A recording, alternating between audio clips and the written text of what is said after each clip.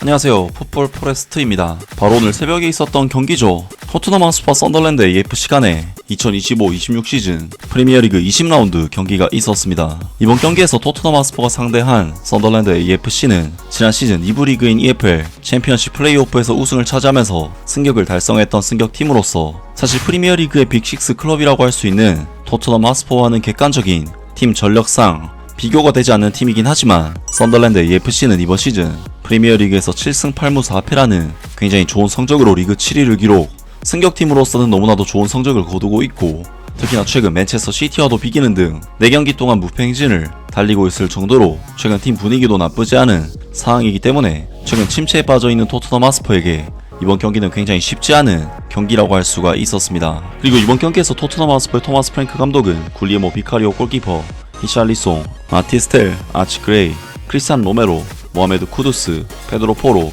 윌슨 오도베르, 로드리고 벤탄쿠르, 벤 데이비스, 미키 반더벤 선수까지 주중 리그 경기 일정이 있었기 때문에 약간은 로테이션이 가동된 라인업으로 이번 경기에 나섰고 그동안 좀처럼 출전 기회를 받지 못했던 자원들인 벤 데이비스, 마티셀 선수가 오랜만에 선발 명단에 이름을 올리면서 이번 경기에 나섰습니다. 그리고 이번 경기에서 토트넘 핫스퍼는 썬더랜드 AFC를 상대로 전반전 초반부터 공격적으로 전방에 볼을 밀어 넣으면서 기존의 경기와는 다른 양상의 경기 내용을 보여줬고 이번 경기에서는 그래도 선제 득점을 통해 경기를 좀 더 유리하게 이끌어가고자 하는 의지를 보여줬는데 토트넘은 전반전 썬더랜드를 상대로 슈팅 숫자가 8대2, 유슈팅 숫자가 3대0, 볼점유율 수치 면에서도 우세를 보이는 등 오랜만에 모든 면에서 상대를 능가하는 괜찮은 경기력을 보여줬고 경기 모멘텀 데이터만 살펴봐도 이번 경기는 토트넘이 썬더랜드를 상대로 주도권을 잡고 가는 경기라고 할 수가 있었는데요.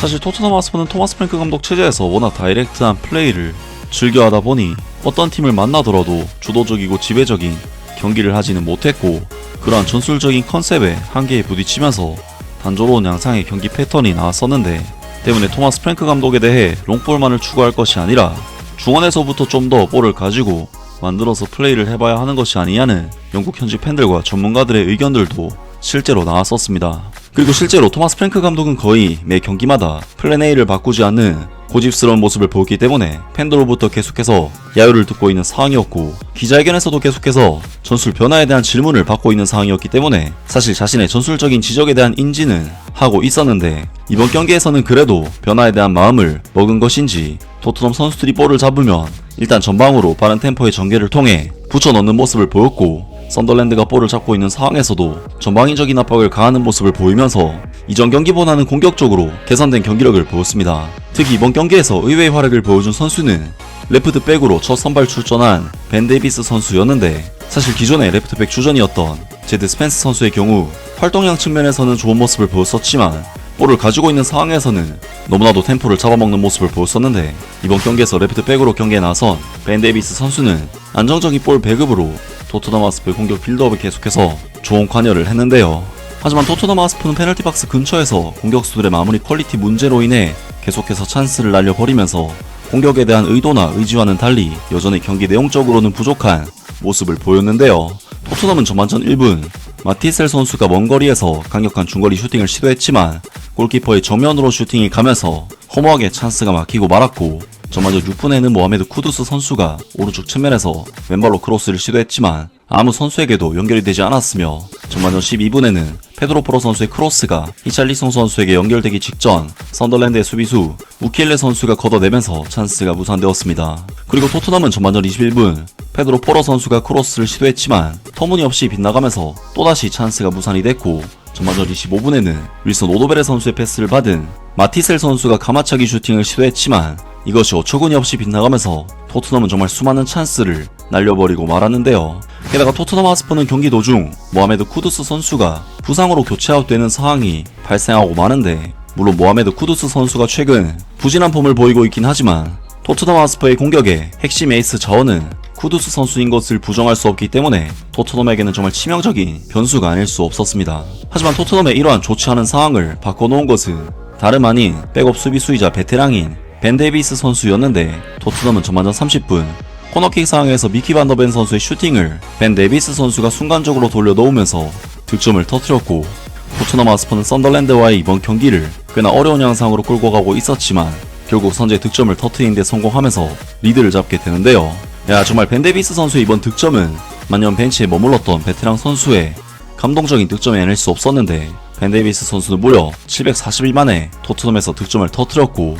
토트넘 하스퍼는 벤 데이비스 선수의 득점과 함께 1대0으로 리드를 잡으면서 후반전에 돌입하게 되었습니다. 사실 이번 경기는 토트넘 하스퍼가 그래도 공격에 대한 의지와 공격성을 가져가겠다는 의지를 보여준 경기이긴 했지만, 확실히 세밀함에 있어서 부족함이 크게 느껴지는 선수단 퀄리티에 대한 한계가 여실히 드러난 경기가 아니었을까 싶은데,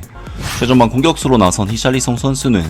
수많은 찬스를 날려버린 것도 문제였지만 전방에서 볼을 가지고 있을 때 경합을 통해 지키는 플레이도 제대로 하지 못했고, 모하메드 쿠두스 선수가 나간 뒤 마티스텔, 윌슨 오도베르 등 다른 2선 자원들의 공격력은 사실상 없다시피 한 경기력이었는데요. 하지만 이번 경기에서 정말 깜짝 활약을 펼쳐준 벤 데이비스 선수의 활약은 후반전에도 정말 빛났는데, 벤 데이비스 선수는 50분 비카리오 골키퍼와 상대 공격수 브로비 선수의 경합 상황에서 발생한 세컨볼을 골문 바로 앞에서 클리어링 해내면서 위기를 넘겨냈고, 53분에는 크리스찬 로메로 선수가 어처구니 없는 백패스 미스로 사실상 단독 찬스를 썬더랜드에게 내줬지만, 브로비 선수의 슈팅을 환상적인 슬라이딩 태클로 블로킹을 해내면서 토트넘의 후반전 2차례 실점 위기를 넘겨내는 데 있어 굉장히 큰 역할을 해냈습니다. 벤 데이비스 선수는 이번 경기가 있기 전 이번 시즌 프리미어리그에서 단 한 경기 교체 출전에 그쳤었는데, 대체 왜 이때까지 경기에 나오지 못했는지 의문이 들 정도로 너무나도 좋은 활약이었는데요. 하지만 전방에서는 여전히 히샬리송 선수가 결정적인 찬스를 놓치는 등